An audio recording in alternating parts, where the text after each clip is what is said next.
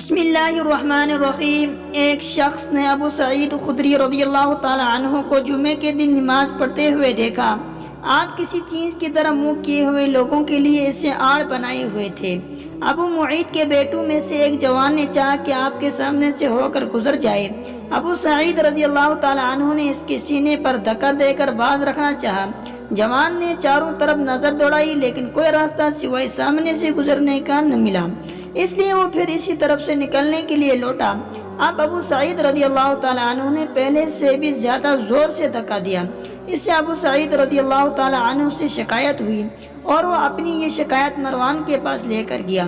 اس کے بعد ابو سعید رضی اللہ تعالی عنہ بھی تشریف لے گئے۔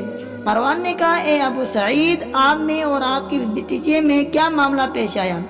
آپ نے فرمایا کہ میں نے نبی کریم صلی اللہ علیہ وسلم سے سنا ہے، آپ صلی اللہ علیہ وسلم نے فرمایا تھا کہ جب کوئی شخص نماز کسی چیز کی طرف منہ کر کے پڑھے اور اس چیز کو آڑ بنا رہا ہو، پھر بھی اگر کوئی سامنے سے گزرے تو اسے روک دینا چاہیے۔